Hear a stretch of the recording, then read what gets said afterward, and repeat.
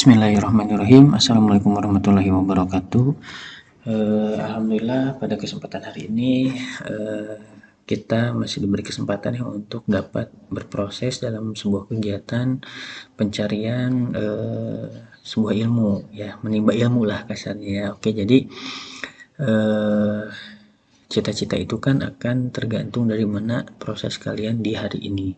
Nah, sekarang adalah proses dalam kalian berperih-perih ya, bersusah-susah dalam mencari sebuah ilmu.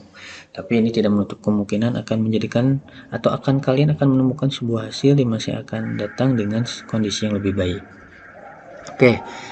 Alhamdulillah pada pertemuan kali ini ada suasana yang berbeda ya. Ini sudah mulai ditatap mukakan nih bagi yang non asrama.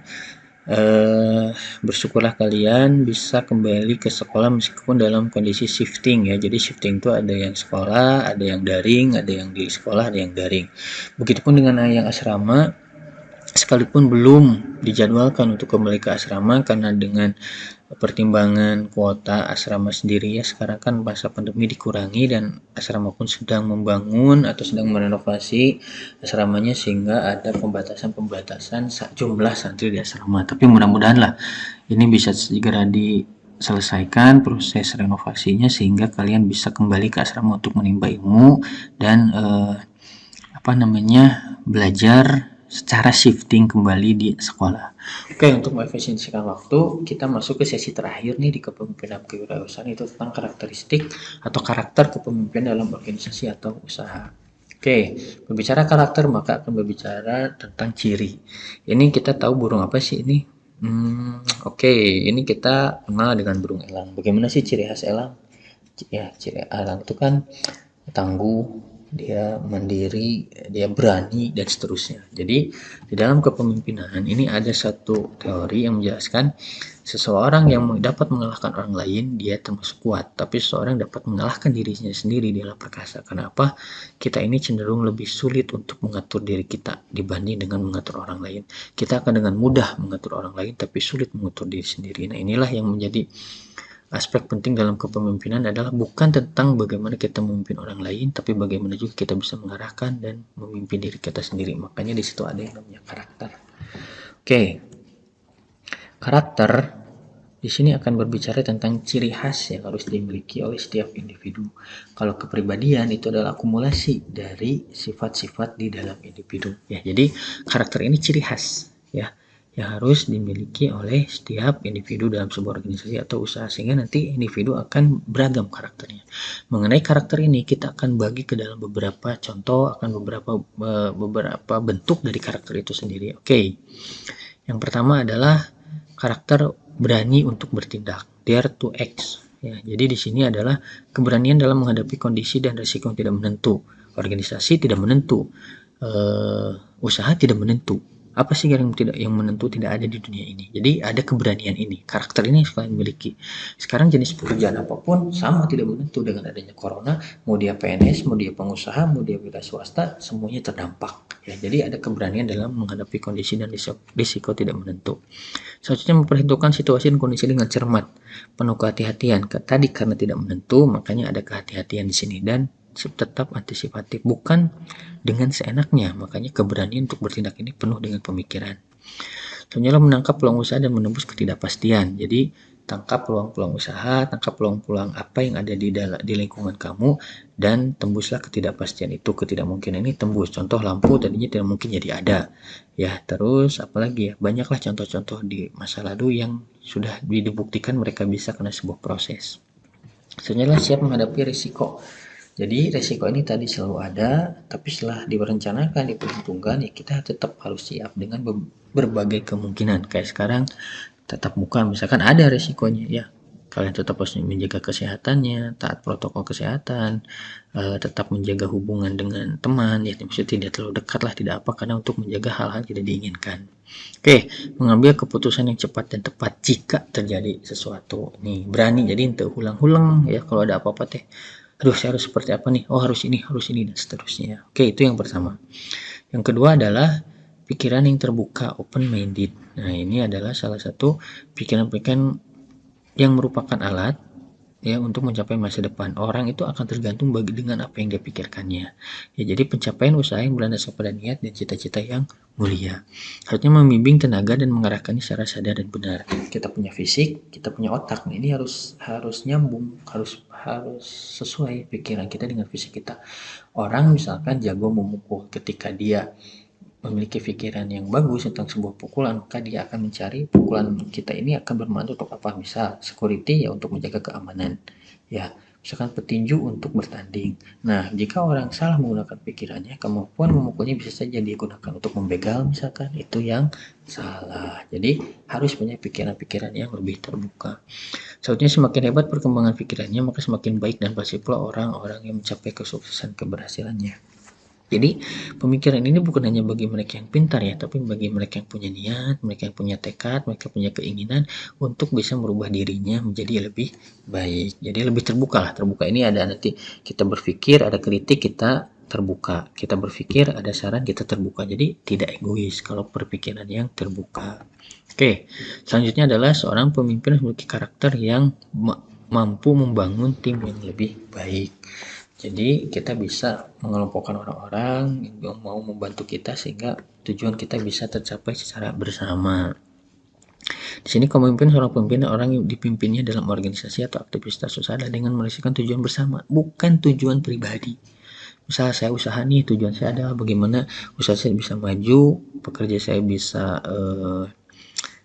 pekerja saya bisa hidupnya tercukupi lah ya, meskipun jauh dari kata mapan ya, misalnya tercukupi dulu, nanti mereka kebutuhan-kebutuhannya ini dan seterusnya. Itu tujuan dari bersama. Jangan sampai kita usaha untuk mengayakan diri sendiri, kita lupa memperhatikan pekerja-pekerja kita. Ini hati-hati. Sebenarnya perwujudan dari sebuah komitmen. Jadi organisasi ini kan terbentuk atas beberapa orang, pikiran, kepribadian, dan sebagainya. Makanya ada komitmen bersama yang harus kita sepakati sehingga tujuan yang tadi awal itu tercapai. Soalnya peran pemimpin akan sangat berpengaruh terhadap hubungan antar orang yang dipimpinnya. Jadi ketika kita berbicara pemimpin, maka karakter ini akan menentukan bagaimana kita bisa dihargai atau tidak di dalam sebuah tim.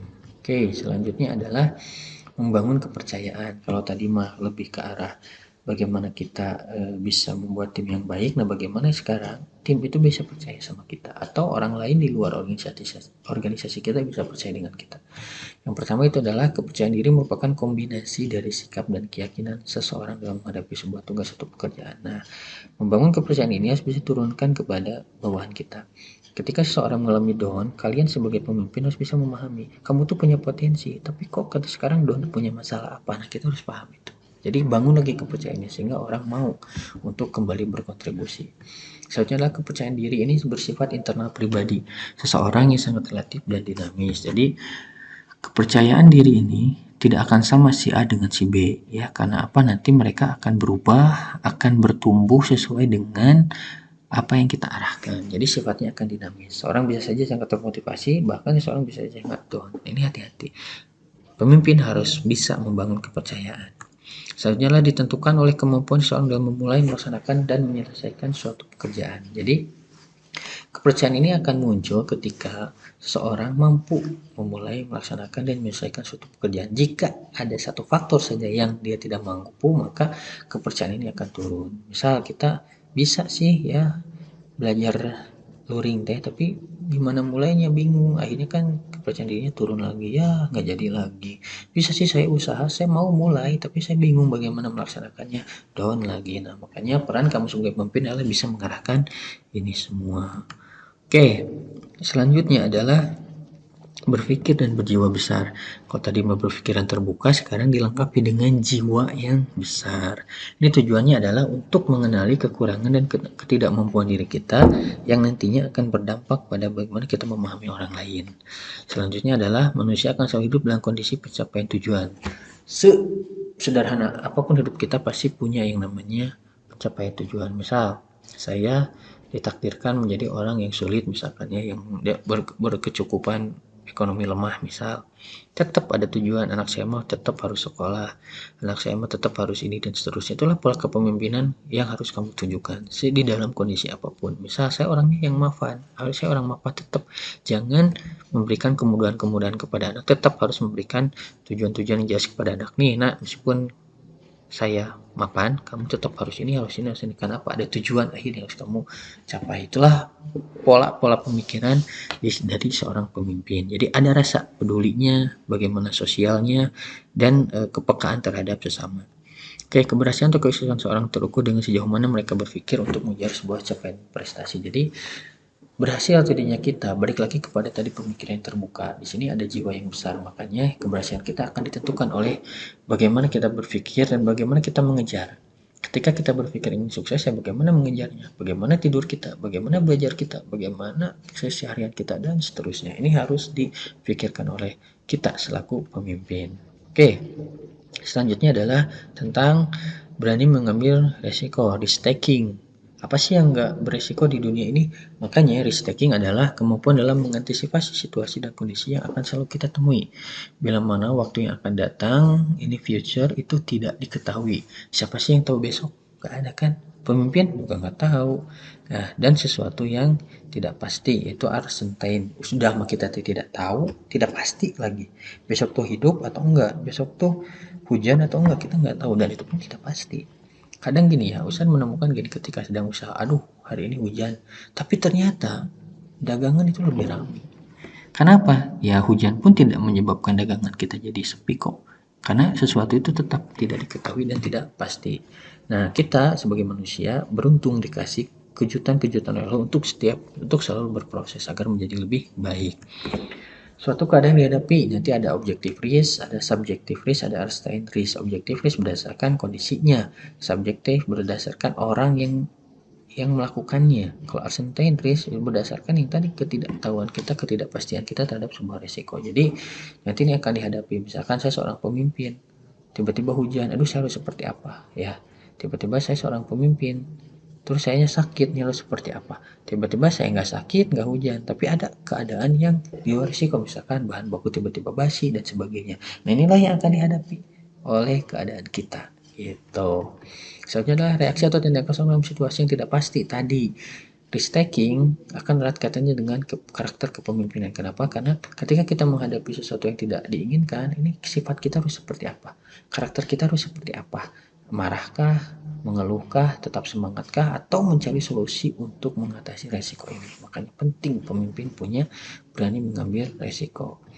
Oke, selanjutnya adalah ini yang terakhir tentang memiliki mentor. Ya, karena kita manusia pembelajar ya harus punya pengajar. Ustadz pengajar, tapi punya juga pengajar di atas Ustadz ada. Ya di sini ada mudir dan sebagainya. Itu adalah orang-orang yang biasanya memberi arahan kepada Ustadz. Ya, karena Ustadz pun sama punya yang namanya mentor. Seorang wirausaha adalah pembelajar yang selalu bersemangat dan berjiwa mandiri. Jadi kita harus tetap ya berpegang teguh, berpegang erat kepada mentor-mentor kita, kepada orang-orang yang sudah berhasil lebih dulu daripada kita. Oke, lingkungan dan budaya akan mendukung untuk bertindak secara mandiri. Nah, ini jadi kita akan berkaitan dengan lingkungan. Lingkungan pun mentor kita. Ya, bukan hanya manusia, tapi lingkungan. Tumbuhan itu mentor kita sebenarnya. Jadi kita bagaimana bisa menilai, misalkan kayak beberapa nasihat kan dari padi, dari kelapa dan sebagainya. Itu kan mentor kita sebenarnya ya. Karena apa? Di dalam kehidupan yang namanya peluang, ada tantangan, ada keadaan, bagaimana kita diajarkan untuk tidak pantang menyerah. Saja adalah keberadaan organisasi atau usaha kita akan tergantung pada kondisi suatu masyarakat. Jadi masyarakat luas pun mentornya kita, gitu ya. Misal masyarakat kita masyarakat pendidikan, yaitu mentor kita. Bagaimana kita harus menjaga pola hidup kita, bahasa kita, dan seterusnya. Oke, yang terakhir adalah tentang kedisiplinan menjadi kekuatan dalam mengelola waktu. Nah, mentor ini yang akan mengajarkan kita. Mereka yang akan memberikan batasan, kamu lo harus punya target ini, kamu harus punya target ini, kamu punya waktu sekian, saya pun sama punya waktu sekian, kok saya bisa, kamu enggak. Akhirnya mentor yang mengarahkan kita untuk selalu disiplin. Oke, di dalam kepemimpinan dan kewirausahaan ini penting bagi kita mempelajari atau memahami konsep kepemimpinan ini karena apa? Di dalam organisasi atau usaha itu tidak akan menciptakan sebuah kemudahan atau kenyamanan.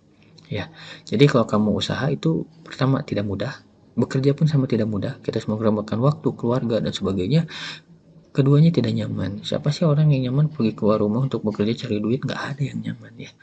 Tapi di dalam waktu sekarang adalah untuk berani dan bertahan. Kenapa? Karena kondisi kita mendesak untuk ke sana.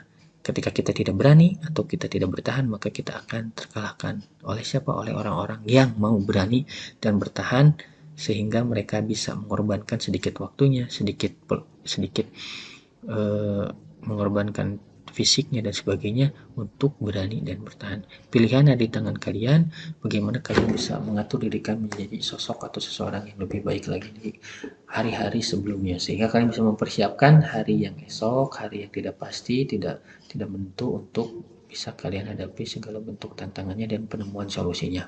Oke, itu sajalah ya untuk materi hari ini. Materi terakhir di kepemimpinan kewirausahaan.